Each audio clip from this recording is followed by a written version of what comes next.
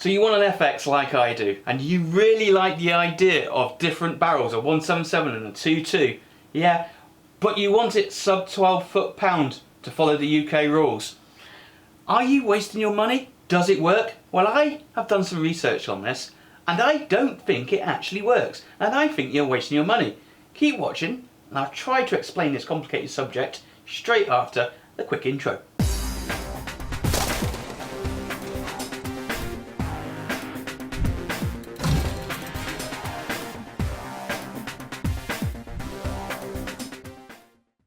Alright there YouTubers, it's Steve here, aka Catanonia, and welcome to another video on airgunology. On this channel we do a whole load of air rifle and air pistol and technology reviews, so if you're new here, hit that subscribe button, check out our other videos, and don't forget to check the video description where I'll leave our Facebook group where loads of us get together and have nice conversations about all the things I'm doing on the video, including this. Which really brings us on to the topic of today. And yeah, quite a controversial intro there. Is it worth getting separate barrels for an FX, i.e. a 177 barrel and a 22 barrel, if you are a sub 12 foot-pound rifle, i.e. you're not one of the lucky ones out there that can get hold of an FAC license? In other words, is it worth it? And I don't think it is worth it.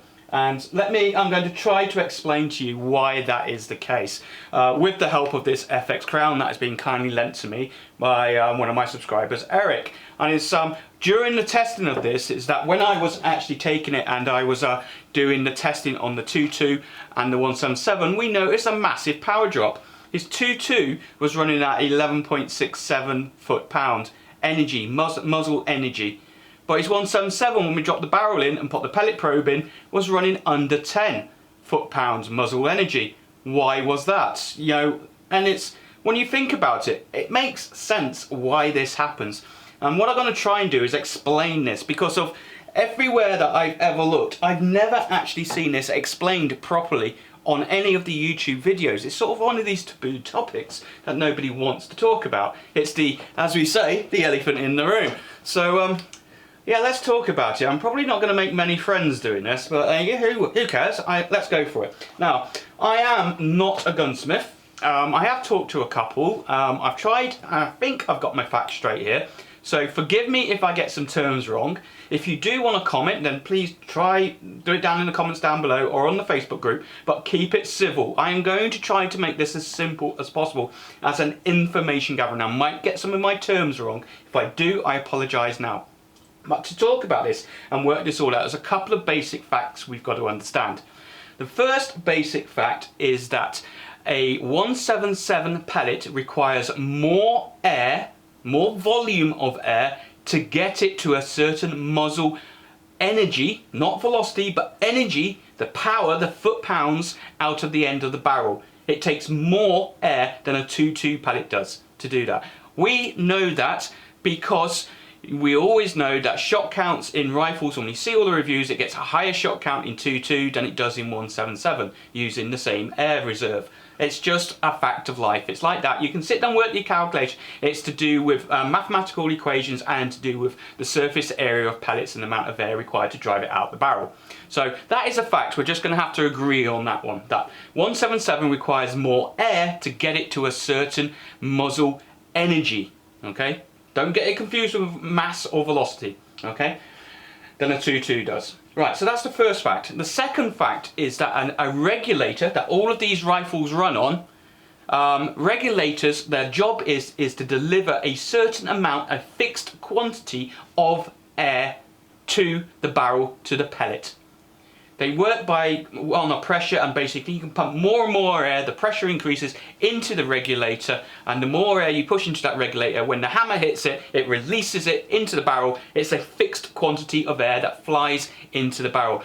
That regulator you cannot change easily. You certainly can't change it on the fly. It's usually a specialist job requiring you to empty the rifle completely, tweaking tools, chronographs. It's not something you can do on the fly. And as of yet, there's no regulators out there that you can just tweak simply on the fly. It doesn't happen. So those are our two facts. 177 requires more air to get it to the same muzzle energy as a 22, and a regulator supplies the same amount of air all of the time. That's why it's called a regulator.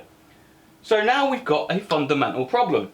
if my regulator is giving me a certain amount of air, and I've got a 2.2 barrel on here, and it's set to 11 foot-pound, which in this case it is, and then I swap out and put a 177, we know the same amount of air, but a 177 requires more air to get it to the same muzzle energy, then no wonder it comes out at about 9 to 10 foot-pound. Where's it all gone? So what to do that? To explain this a little bit further, I've put together a little diagram. And here's my little diagram, and I'll leave this on screen. So basically what we've got at the top is we have the regulator with your fixed amount of air. That's basically set up. Let's just say it's fixed and it's got X amount of air in it. What you then have is your barrel. So what I've got here is the 177 barrel. And on the 177 barrel we can see here, and I'll leave some pictures, but here's the transfer port. Now the job of the transfer port is to take the power, the air, from the regulator, feed it through into the pellet probe. And the pellet probe is basically the bit that pushes the pellet out your magazine into the barrel, like so. It is like a drinking straw and it has a cutout. That cutout precisely matches the pellet probe on the barrel, so that when the pellet is pushed in, the air then is transferred through the transfer port into the pellet probe, into the back of the pellet, and fires the pellet out. It's quite simple, that's how it works. Nice and easy. The 2.2 is exactly the same, just slightly bigger dimensions. So you'd think the easiest way to do this would be to adjust the sizes of these holes so that both barrels give the same amount of energy based on a certain amount of settings. Yeah? You'd think that would be the easiest way to do it, but that isn't how it's done by the likes of FX and other companies. What they're after is maximum efficiency and maximum shot count out of a fill. None of us would like a rifle that only gave us 20 shots per fill. We all want the 400, 500 shots. And FX is just like anybody else. So these are all machined up to be absolutely perfect and efficient to give you as much efficiency as possible.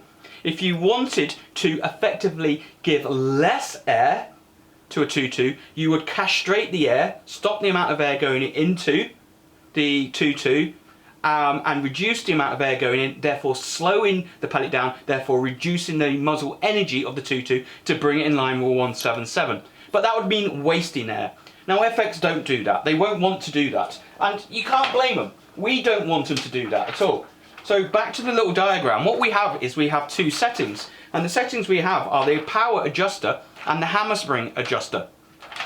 So what they do is they don't change the sizes of the holes on the transfer ports or the pellet probes. They allow the user to adjust them through the two dials. The power adjuster, this is just like another valve that controls the amount of air that comes out of the regulator into the pellet probe.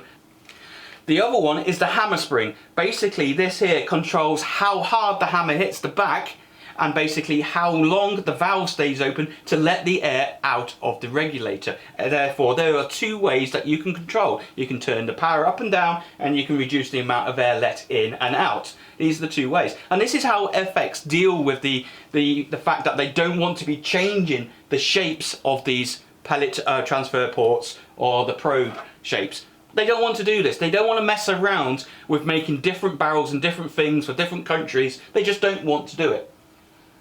So, in the diagram, that's exactly what we have. Is we have the air comes out the regulator, which can be adjusted with the power adjuster. The hammer can be changed, which takes you to the middle box, which basically gives you the pellet probe and the pellet transfer port, which then pushes the air into the barrel. And that's how they do it. And it works absolutely brilliant if you don't have any power limits. So what you can do is you can set your regulator up to a nice high level, and then you can dial everything back. So you can put your 2.2 in, you say I want 20 foot-pound. You put your 2.2 in, you adjust these dials, you adjust the amount of air going in, the hammer's tension on there, until you get through your chronograph a certain velocity that gives you a muzzle energy of 20 foot-pounds, for example. Then write that down. Then you can put your 177 barrel in, you can do the same procedure, change the dials until you get the same. Remember those two numbers, and now both your barrels are balanced out to the same muzzle energy, and everybody's happy. And it works brilliantly. Fantastic design. I love the way they've done it. Brilliant piece of engineering. And of course it means that all of the barrels and everything works perfectly around the world. Unless you're in the UK. Because if you're in the UK, then we have this rule that says we're only allowed up to 12 foot-pounds. And the rule says that anyone that gives a rifle, i.e. an RFD, to somebody that does not have an FAC unlimited license, they must ensure that the user cannot easily change the rifle's power to over 12 foot-pound. Now you've got to think carefully about that. This whole design has been allowed for basically people to adjust this power, that they've got lots of power to play with and adjust it downwards. In the UK we have 12 foot-pound. So how do they do it? Well, it's quite simple. They limit the calibers of rifles you can have. I think you can only get 22 and 177. I might not be right for the FX Crown. But what they then do is they'll put the 22, any RFD will basically put the 22 barrel onto an FX gun. They will set all of the dials to maximum. So that's the maximum you can set them to. And then they will tune the regulator to give it, let's say, 11.6 foot-pound. And that's it. They've fulfilled what they're supposed to do. If then you go and put a 177 barrel on here, you're going to hit the problem. So what would you normally do? Well, you'd normally adjust the dials, but the dials are already set to maximum. There is no way you can get any more air, because remember, 177 requires more air to get the same muzzle energy. So there's no way you can get any more air in it. You're screwed.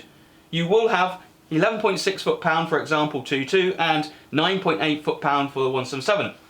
So the clever ones out there of you will think, well, let's do it the other way around. Let's put the 177 barrel on. Let's tune the regulator up to maximum, the dials up to maximum, and tune the regulator to 11 point something foot-pound for the 177 barrel. Yes, great. Then we put the 22 barrel on, and you're right. Yes, you could do that. But then your 22 barrel will be illegal. It will be something like 14 foot-pound. So this is why it's a big, big problem. And there's nothing you can do about it. The only thing you can actually do about it is tune your rifle up to 177 with the regulator, take your 22 barrel and then modify your 22 barrel, changing the size of the hole and castrate the amount of air going into it, therefore bringing the power down of the 22, so not so much air goes into it and it doesn't take it over. And of course that means playing with your beloved expensive barrel and reducing the air going down. Of course your shot count will go down as well. So why don't FX do this? Well, it's quite simple. They don't really care that much about the UK sub 12 foot-pound market. No, and it costs more. They'd have to produce separate barrels for us, and it's just not worth it for them from a business point of view. At the end of the day, these rifles are meant for FAC or people without power restrictions in their countries. We get a bit of the crappy end of the stick here. Yes, you can get one of these wonderful rifles. You're paying a lot of money for all of this customizable parts of it. But when you're actually running sub 12 foot-pound, is it worth it? Why would you want a 177 barrel? Well, quite simple. People want 177 because it has a flatter trajectory and a faster pellet. Yeah? Well, if you just castrated it, it's now down to 9 foot-pound instead of 12 foot-pound. You've lost a lot of that ability. Now all you've got is a smaller piece of lead that still dips a lot like a 2.2, but is smaller and doesn't do so much damage. Is it worth your £200, £300, £400 and the cost of the magazines? Probably not. Now, like I said, if you're FAC, this is not a problem. In FAC, you can take this thing up to 30, 40 foot-pound. What's 2 or 3 foot-pound difference between friends? Not a lot. You can just dial it in, dial it how you want it in. But when you're running at 12 foot-pound in the UK, it is a problem because you are losing quite a chunk when you put your 177 on there. The alternative is that you basically find a way around it, which is obviously not within the laws and stuff like that, and it shouldn't be done. So that's hopefully I've sort of explained how that all works. I've tried to keep it as simple as possible. Like I said, this has never really been discussed. I've seen no videos about it on any of the reviews discussing this with the FX, and it's not just down to FX. There's nothing wrong with the FX. It's behaving itself. It's doing what it was designed to do. It's just our rules in the UK basically mean it's been castrated. So I know certain members on our Facebook group have come across this problem as well. There's been quite a lengthy discussion. Like I said, if you want to discuss it down below or in the Facebook group, please let me know. Has this caused a problem for you? Have you noticed this? Have you modified yours to change it so that you can do that? Obviously, please keep everything legal. Give me the thumbs up, the thumbs down. Subscribe if you've not as well. Don't forget to join the Facebook group. And like I said, I'd love to hear your comments on this. I'm probably made quite a few enemies, and apologies if I've got some of the terminology wrong, but I did want to keep this simple. So I know there's people out there buying these rifles thinking you can just throw a 177 barrel on it and everything will be great. Not the case. You might just be throwing your money away. Anyway, I've been Catanonia. Hopefully this has been useful, and I'll catch you next time.